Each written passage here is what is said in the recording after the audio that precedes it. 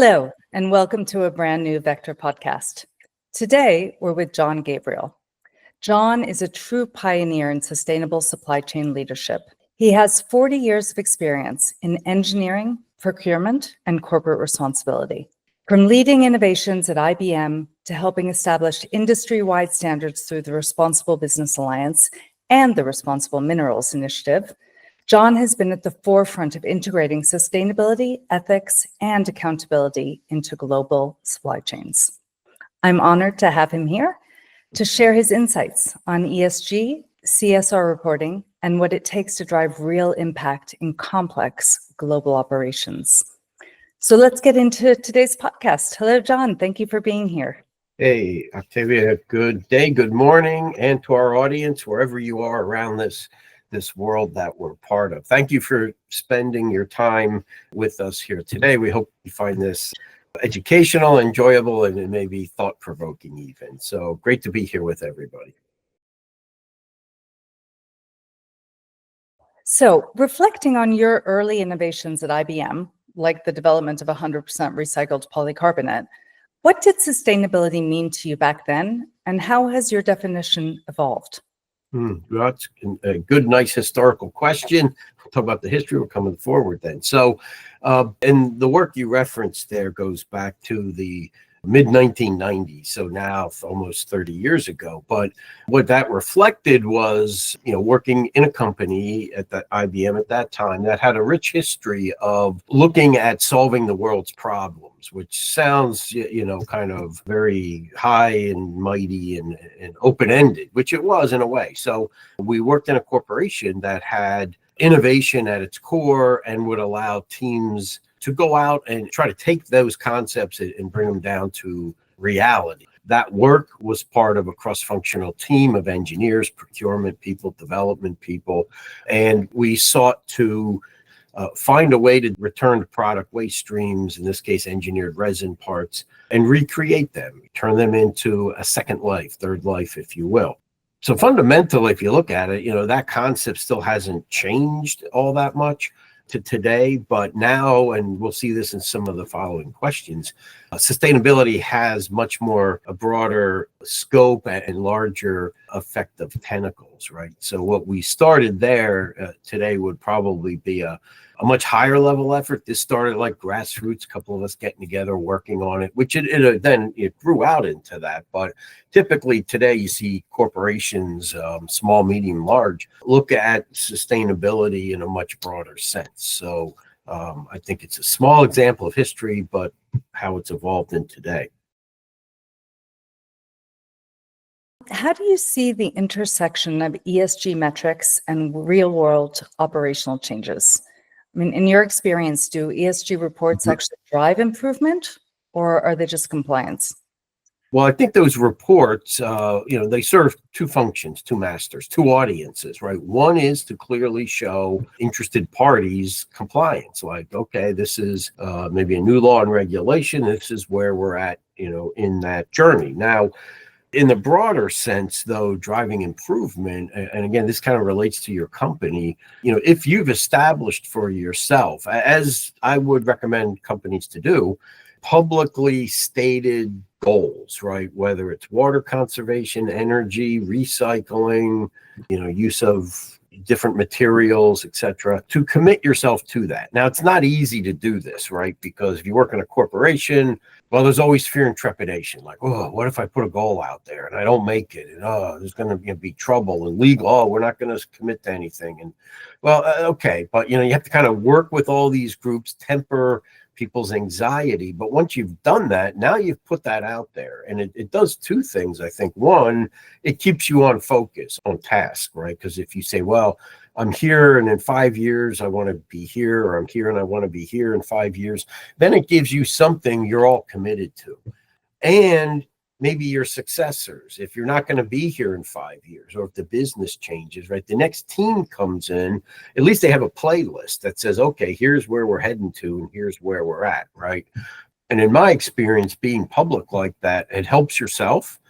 Your stakeholders have some objectivity. And also I found, working with suppliers for many years, it showed we had equal commitment in some of these projects that we were asking them to get involved with. So we were able to illustrate like, well, we've committed to this up here.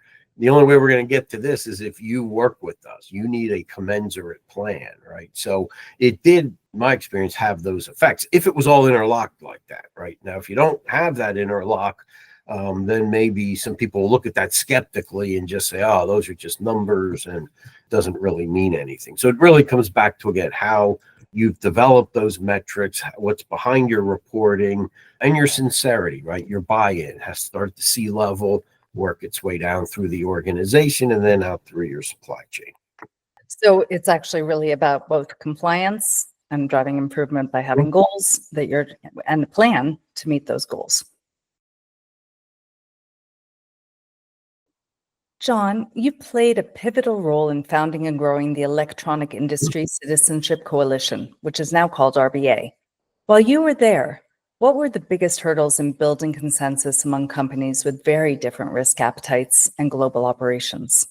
Well, that's a great question. And somewhere out there, I hope I live long enough to have time to write a book about all this. But it was really probably, if I think back over 40 years, probably the best work experience I ever had, in the sense of when we formed EICC, now called RBA, it didn't exist. So in a way, it was having a white sheet of paper and being able to act entrepreneurial to try to get where we were going. And now we can tell the story like, oh yeah, we knew where we were going. But at the beginning, it was simply 8 companies in the electronic sector that came together because the NGOs had started to focus on us, started writing critical reports.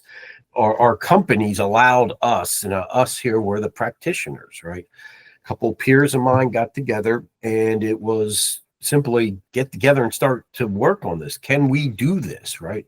Can industry come together? Can these hyper competitive electronics companies put aside the day-to-day competition and work on this collectively? Because what we knew, and say here the practitioners, what we knew was our products basically were similar.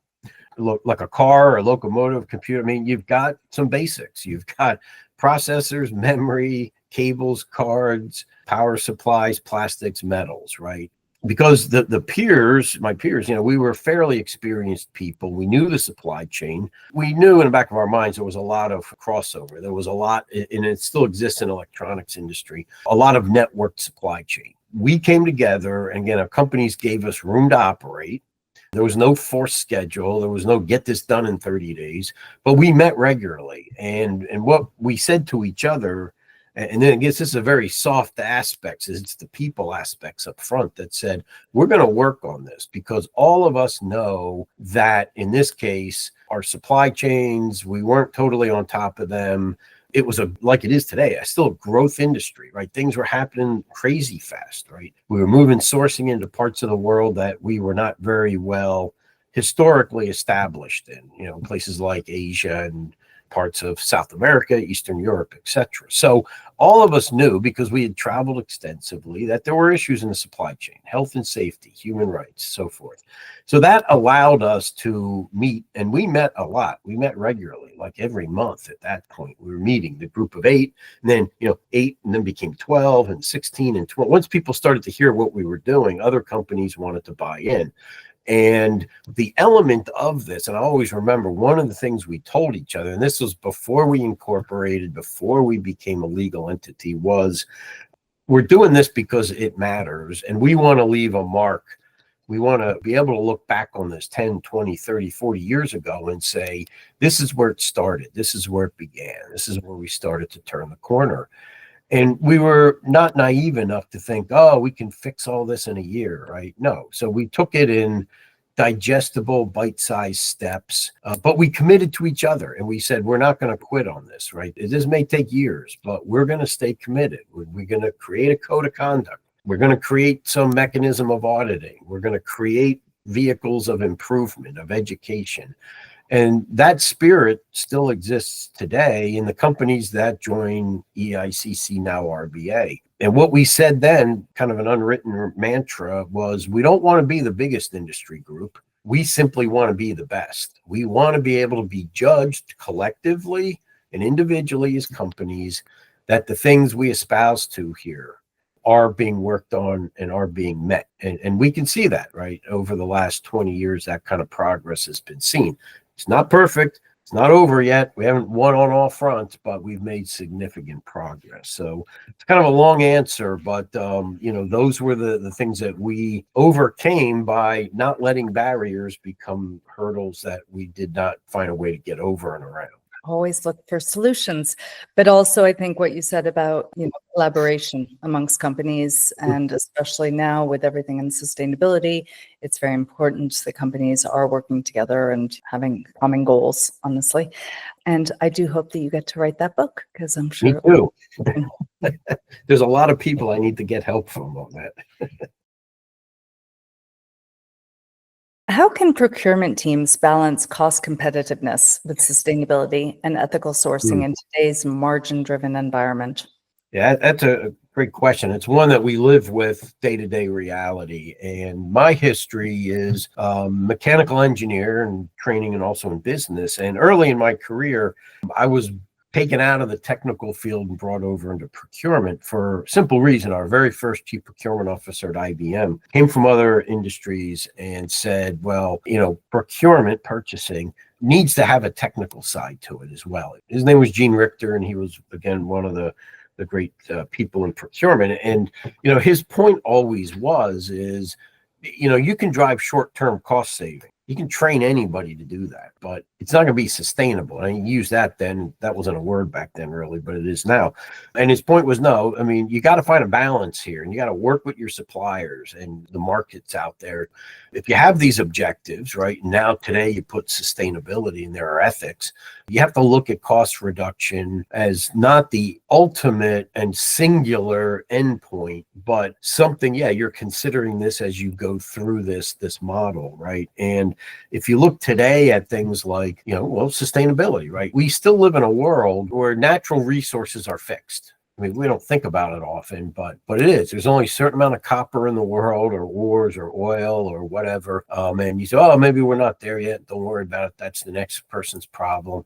But that really is still true. When you look at, I want to drive a cost reduction, right? I need this objective. But you have to look at it like, okay, where are we going to be next year, the year after, right? If this is a product that has a long life cycle, your costs now may be different than what they are 5-6 years in. And then you wrap in, ethical side or legal side of this. In today's environment, as you all know from being on this call, there's a lot more laws and regulations out there that didn't exist 10 years or more ago, right? Not even maybe 5 or 6 years ago. Having this type of work embedded in the procurement process, in my opinion, is necessary, because if it's disjointed, you could have a procurement team go off and drive, 50% cost reduction with no regard to how things were made, sourced, whatever. And then you try to bring it into the country. If you get held up on allegations of forced labor or something, you're going to lose all your cost savings immediately, right? You're going to go the other way. It's going to end up costing you. That kind of integration is key to having that balance, right? So if you're not set up like that in your company, I'd say go off and try to start working on that, right? Get yourself involved in that procurement function, because in every company, procurement is very important. It could be 80, 40, 50, 60, 80%, 90% of the product cost. So there's always going to be pressure, cost reduce, but you bring this other stuff in, kind of helps to set the longer perspective on it. Yeah, because indeed, I think, reputational risk is something that not everybody always takes into account, but it can have a big impact on your company. With rising global risks and regulatory shifts, how can companies close the growing gap between their sustainability ambitions and actual supply chain performance? Well, that's another timely question, because, the rate and pace of change anymore is just more than anything I'd seen in 40 years of being in business. And it kind of goes back to saying, with the era of sustainability or ESG, whatever your company calls it, being a silo is really over, or should be over, because so much of if you take a step back and, you're a C-level person, and especially in this day and age, we went through the pandemic, right? And that was probably the best teaching agent for the world, right? I mean, for businesses, for leaders, for procurement people, and even the public at large, who suddenly realized things I buy just don't appear out of the sky, right? They're got to be made somewhere. When you look at regulations that are on the books, especially in Europe, some places in Asia, some in North America, there is a perceived and actual shift where now sustainability matters more so than ever before. So if you're saying, oh, I've got a code of conduct and I don't want children or young people working in my supply chain. Well, now there's laws and regulations that can be behind that. Without getting political here, but if you look at things like in the United States, now there's tariffs being levied on countries around the world. Before that, it was challenging. Even now, even more so, right? So, and nobody knows where this goes in the future. But, if decisions start to get to be made to move supply chains around the world, because, well, there's a higher tariff here than here. And you've got to have a backdrop of, you got to know these different markets. And your sustainability team should be the resource to provide that information, right? You could say, well, maybe we're sourced in country A and country A just got a 50% tariff. Well, let's move it to B. Well, we may know B has higher human rights risks. You'd be like, I'm going to make a quick business decision. Well, you might be going from, a country that had made more improvements to one that is an order of magnitude farther back. Oh, it's less costly right now. You may be averting a tariff, but you're getting yourself into a larger problem potentially. Those are the dynamics that will go on and are going on a day-to-day basis here. So again, it indicates you've got to get that sustainability work out of a silo into the mainline operations here. So again, another reference to the importance of collaboration across a company, and also the importance of planning ahead and having a plan B in case you're going to need it, because there is so much uncertainty right now out there in the world. How can businesses leverage corporate social responsibility, not just to do good, but to enhance their brand and build stronger community relationships in today's conscious consumer market?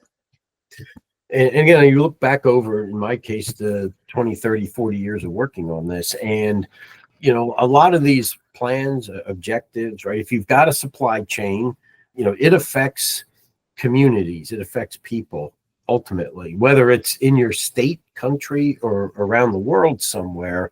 And that's an element of your program, right? That if you're working on a problem in a certain geography or certain location, that certainly needs to be told. Those stories need to come out for a couple of reasons. One, to highlight the efforts that your company is making, which is beneficial. And often people may not realize or know the impact it's having, because, it's not in my backyard. Well, it's over there somewhere, and we only have one world. So company is working on cleaning up the environment or water conservation or any of these programs, or even just supply chain things. RBA and member companies worked, with great success on reduction of work hours in, emerging market economies. Well, to tell the story of it, well, it's not just, we reduced working hours and compliant. Now we're great, right? Well, what did you do to also help those workers, right? That, they just didn't suffer because you cut working hours, right? How did you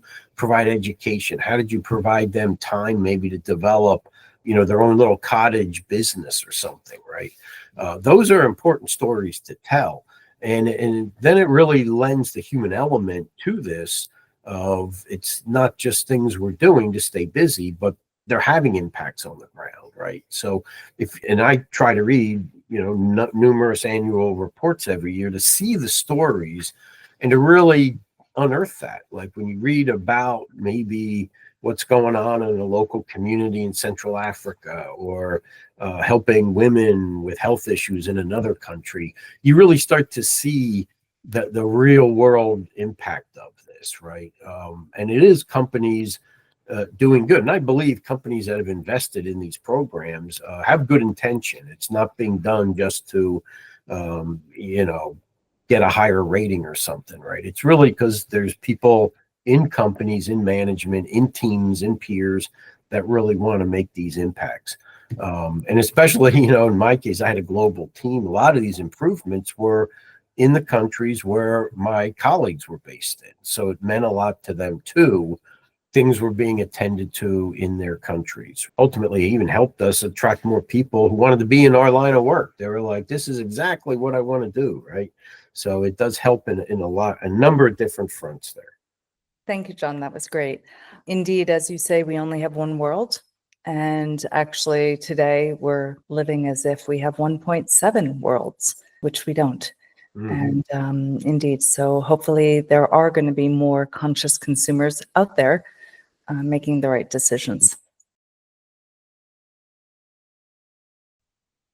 What practical steps can companies take to overcome decision paralysis caused by overwhelming ESG data and turn insights into impactful sustainability actions?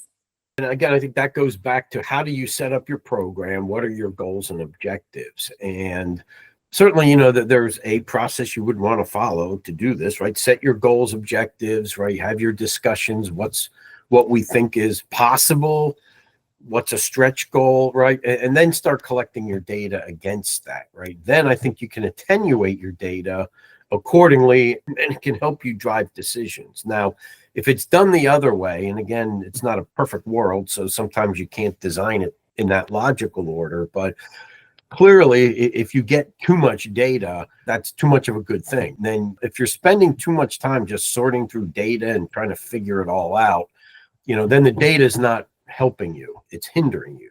The data has become the master of your focus, not the actual progress there. So that's something that I think if you step into a situation and you're in that, you really need to try to work your way out of that. Either get some consulting help from people or other groups within your company, maybe that could be a finance group, business controls group, somebody else that you might be able to go to understand how to harness, you know, a train load of data into some actionable items if you hadn't had it set up from the beginning that way, right? So data should be used to help you know where you're at, the kinds of things you can change. And then if you do change, you know, what does the data say later, right? What's the analytics? What has it shown the progress or not there? So that's some of the ideas that you may have to look at there relative to data, because you know, if you do it right, decisions should come fairly easily, right? Where you get analysis paralysis is if you've got a mountain of data and you're not sure, well, I could do this, I could do that, I could go to lunch, I could go on vacation, I could try to get away from this. Yeah, then it's overwhelming, right? So you want to be able to try to work to focus that down and use it as a feedback system, right? Being an engineer, everything's a closed loop feedback system. Data should help you look and say, am I on track or not? If I'm not, change. What's the data? Okay, I'm on track. Good. Let's keep monitoring. So again, the importance of having objectives and goals and really being able to, manage your data and make it into action plans that can help you achieve your goals. Yep. In an era of complex global supply chains and shifting policies, how are industry coalitions helping companies collaborate to manage risks and accelerate sustainable transformation? Well, again, I go back to my, this story or this life story of EICC and RBA and other areas, even outside of industry. I'm involved with various historical societies. Anytime you're coming together as a coalition, as companies getting together, you have a multiplier effect. And that helps accelerate rate of change and pace here, right? In the old days, and I say old days now, is like, maybe leading up to the mid 90s, companies would like try to do this work themselves, and to a point possible. But like when we formed that EICC, we knew from the early days, this was early 2000s, 2004, that these are problems that are massive, whether it's conflict minerals coming out of Central Africa, underage workers in China, just to say a country, but it's other countries too. We looked at each other and we're like, we're the biggest technology companies in the world, and we know this is going to take a long time. And we're looked at as the most sophisticated companies in the world. Okay. So getting together and working on these things together had, and still to this day has, that power of leverage. We looked at whether it was China or Mexico or any country, right? If we were going to try to go in and eliminate underage workers, the only way we could do this is work together. It couldn't be like I would say, oh, if I find this, I'm going to get out of that supplier and I'm going to go somewhere else, right? And if you're looking at it in an individual fashion, that's not going to get you too far, right? The level of the ocean isn't going to move much. So we were able to attack problems like this collectively. And, just look at this issue of underage labor where we started, right? So the members, whether it was 8, 12, 16, 20, 24, and it kept growing, we all said, do we have operations in that country? Do we have supply chain in that country? Okay, we do. Let's put together a committee. Let's work on education specific to that country that we'll create collectively. So we didn't individually have to invest in it. And we were able to take that to market, use it collectively, right? Our RBA validated audit process was another example. We said, let's create an audit process we can all generally agree upon. May not be perfect, but we can agree it's 90% great. Let's all use it. Then a supplier can get audited once, share those results with other customers, and we can move on to the next one and the next one, instead of having a company being audited multiple times, right? Some of the worst stories I heard came out of apparel, where every company had their own audit. One supplier told me at a conference they had 20 audits in a year. Each one was almost 2 weeks. So essentially consume the whole year on an audit program, right? So those are the things that working together you can eliminate, and get into areas that, like we start conflict minerals, people from all the members of RBA, RMI, people that we had either in the region or other countries, we would make joint trips out into the world, into the smelter world. None of us were customers of smelters, still not to this day. But we would go collectively and say, all right, here we are representing this larger electronics industry. These are the things we need you to look at. This is conflict minerals. This is why we need you to be able to know your sources and keep track of inbound, outbounds, and all this. So that was the collective power. And that was a lot of fun. That was educational, right? Because you get to meet peers in other companies. You realize, and if you don't have this kind of network, this is lonely kind of work. If you're by yourself, you think you're on an island, and you might be in your company. If you're part of an organization like an RBA, you're not going to be part of a family that's 250 large, right? And you're going to find people next door to you or across the world that are in this together, right? And those relationships are valuable, right? It's like LinkedIn before LinkedIn ever existed. We were getting stuff done because I could call up somebody in a supplier and wherever, or they could come to me, say, John, you guys are doing this, that, can you come over here? Could you fly over here and help run a couple courses for us? Yeah. So that's the power of doing things here collectively. And whether you're in electronics or apparel, food industry, transportation, I'm sure there's RBAs out there for all these other groups. And RBA expanded, right? It expanded to bring in these other sectors. So, the good news is a lot of that work's been done. All you have to do is find the right group, join up, and get yourself immersed. Indeed. So back to the importance of really working together and working with other companies as well. How do you see the future of ESG evolving in the next 3 to 5 years, particularly with increasing regulation and investor scrutiny?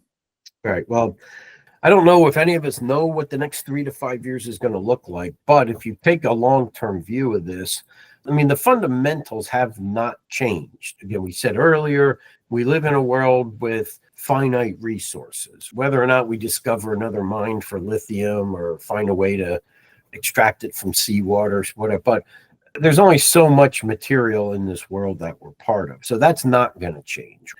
Global warming. You can debate this if you believe it or not, but certainly in our very short memory here, weather patterns have shifted. I think you said you're in the south of France, very hot. Well, in mid-Atlantic and the United States also, right? We get tropical storms now on a daily basis that drop 5-6 inches of rain and flood communities And that used to be, even in my lifetime, they called those 100-year events. Well, they're happening almost on a regular basis now, right? So the fact that all of this is what we deal with, put aside the noise of politics, and especially if you're in the US, all the bluster, keep a long-term perspective in mind. And I certainly see there's a lot of good here, fundamental regulations, investor interests. That's good, and that should exist. We can't live in a world where it's just everybody go do their own thing. So I think these laws and regulations, they're going to get progressively implemented. And that's always the big question. And, I would even have that question in company as well. Just because there's a law out there, John, are they implementing it, or are they if not, well, then we don't have to do it, maybe, right? We just do a minimal, right? Well, just realize at some point, someday, all that could get implemented fully. And I don't think you ever want to be, if you're a responsible company, you don't want to be in a react mode. You'd want to be ahead of that curve. And, we look again in the US a couple of years back now that UFLPA law was put into effect, Uyghur Forced Labor Prevention Act, still to this day, and increasingly so. Customs Border Protection can stop your products coming into the country and prevent them from coming in if there's allegations of forced labor in your supply chain. And that's real, right? And I would always tell my folks that, that's probably one of our most important laws and regulations, because that could impact your business tomorrow morning. You could wake up, forget about tariffs and all this other noise. If your shipments are in a container in Long Beach or Vancouver or somewhere in Europe, Milan, it may not come into that country. You got a whole other set of problems now, right? You can no longer maybe produce product and get things to market. That's going to get the CEO's attention pretty fast, right? So I think all that's going to continue to be there. I don't see, rescinding all these laws and regulations. I know some of them are behind schedule in terms of implementation. I'd say don't use that as an excuse not to work on them. Maybe you work at it a little bit slower, but keep the train moving, because eventually it's going to come to bear. And if you don't have anything to show for it, you're going to be on the wrong side of the curve there. Absolutely. The train has left the station. Yeah. Good news. If you were advising the next generation of supply chain leaders, what mindset or skills would you emphasize to make a lasting impact in sustainability? I think there's a couple things you need, and this could also apply to in supply chain. You need people that have an understanding of the supply chain, of what you're working with. And I would always use that as a gauge when I went to, bring a new member into my team, would be, tell me about your background. Tell me what you know about how things are made or how services come to be, right? We don't always have to talk about products here, right? A lot of supply chain is people too, right? It's services, it's somebody around the world doing software for you, or in AI now, language group creation and modeling and all this stuff. How do you got to have some knowledge of this. It's just not that you can run successfully in sustainability without that knowledge. So that's one thing, is you have to have some technical skills, some knowledge of that, or the desire to want to get it. Just come out of university, you may not have a lot of experience, but at least you know what are the things to look at. Another piece of this would also be that you have a commitment in this field. And I, again, go back to when I was hiring people, I said, this is not the kind of work, if you're looking to put a stamp on your CV that says, oh, I did this for a year. These projects take some time to mature, right? Some time to see action. So you have to have a commitment. You have to have patience. You have to have, this is not a word, but it's a phrase, stick-to-itiveness.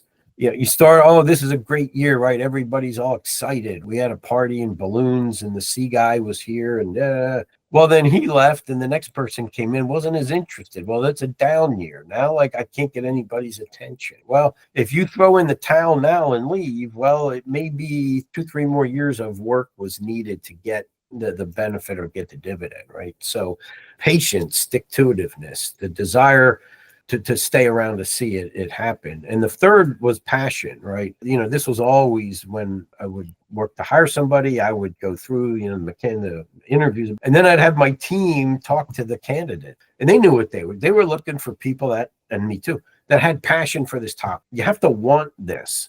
This is not the kind of job where it's like, yeah, I'll just do it. You have to come in here with like, this means something to me. And that will help you with the other two aspects of this.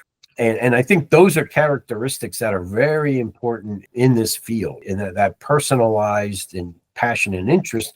And it's what we said earlier, because if you have the chance to work with others in this field, you need all that. And what I've always found is like fascinating in this area of sustainability, you can work with somebody from another country. They're as passionate about it as you might be. And that's really what has the multiplying effect right there. So as opposed to if you said somebody like, I don't know, this is just a job. Tried being this, I tried being that, and I didn't, so I'm just going to try this. Well, again, that's probably not the kind of people that you want to have in your sustainability area. So technical knowledge, supply chain, patience, seeing it out, and passion. Those would be the characteristics that I would offer to somebody who's in this area looking to hire people. Thank you, John. We can tell that you are passionate about it, so that's great. What would you suggest to the companies of professionals who wish to identify their hidden supply chain risks and successfully mitigate them? Well, again, we take a look at this field. I'll call this field of practice. And, we've been in this, and now I'm going to be we here in a very large sense. So we, companies, big, medium, small, this has been a field that's existed now for probably close to 30 years now. And everybody's at a different point on this maturity curve, right? And I like to think of this as a long distance train. Trains are my background, so that's always a reference. But it's like this is a transcontinental train. And where you're at on the journey can vary. You may have been on this train for a long time. You may have just got on. So it's healthy for companies, I think, periodically to not stop working, but take a break, take a pause, right? Either yourself or another group or a consultant or another, somebody that can help you with this. Take a pause and take inventory. Those of us who are so passionate about this, and I've been told this, it's like, well, maybe you're not as objective as you should be, right? Maybe you're seeing progress where maybe there really isn't, right? It's okay. Get somebody to come in periodically and take an inventory, right? This is my process. These are the things I do. These are the teams. These are the people I have involved or not. Companies change. May have had a great cross-functional team 5 years ago, but then people retired. Your company you sold off some divisions. You brought some new ones in.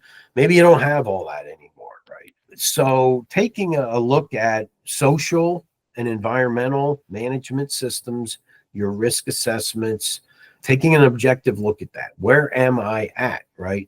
And there are companies, VECTRA, who I'm now associated with, right, has some services to help people with that. There's some tools out there, fairly low-cost ways of analyzing yourself, kind of a self-assessment, but compare yourself against other peers, right, through a large body of work to see really where am I at. And that's healthy, right? It's not a negative thing. Like, no, it's really where are we at on this journey? And we know we're going transcontinental. We're halfway through the journey or a third or 2/3. Let's stop and pause here, right? Because there's always things that need adjusting, always. That world with those prior questions, right? Everything's changing so fast. You almost need a strobe light to see where you're at. So those kinds of periodic assessments, looking at your maturity index. Just because you've been in something for a while doesn't mean you're mature in terms of your systems and the results they're generating. So maturity means something different in that context. It's not just a calendar or the schedule of how far you've traveled here. So I'd say get help. If that's an area where you say, yeah, we haven't looked at ourselves in a while, do reach out. VECTRA can help with that. Others are out there who can help as well. But get that objective look at yourselves every so often. And that'll often help you also to course correct and maybe even get back to attention of your management team. Like, it's kind of fallen off where we really didn't see out that aspect of our management system like we wanted it to. Okay. I hope this has been helpful for folks today. It's really been a pleasure being here with all of you, remotely, obviously. We invite you, if you have questions, follow-up, comments, you can get in touch with myself, Octavia, VECTRA, either directly or through conferences that we may be at. So we're always looking to talk to our peers out there. We love all of you, and the work you're doing is so critical and important we're all part of this. I mean, that's what's kept me in this for the length of time I've been, is knowing that we're not an island. We're all out there pulling on this. We keep going at it, we're going to see results down the road, right? So do get in touch with any follow-up questions or comments or ideas that you'd like to explore. And thank you, Octavia, for putting this together and being a great host here today. Thank you so much, John. Really, thank you very much for sharing your deep expertise and your insights into the future of ESG and the importance of data and goals and plans to achieve them, as well as company-wide and industry-wide collaboration are not just timely right now, but they're also essential for any leader navigating today's complex supply chain landscape. Please, if you're listening, don't forget to subscribe and share it with your network. See you in the next one.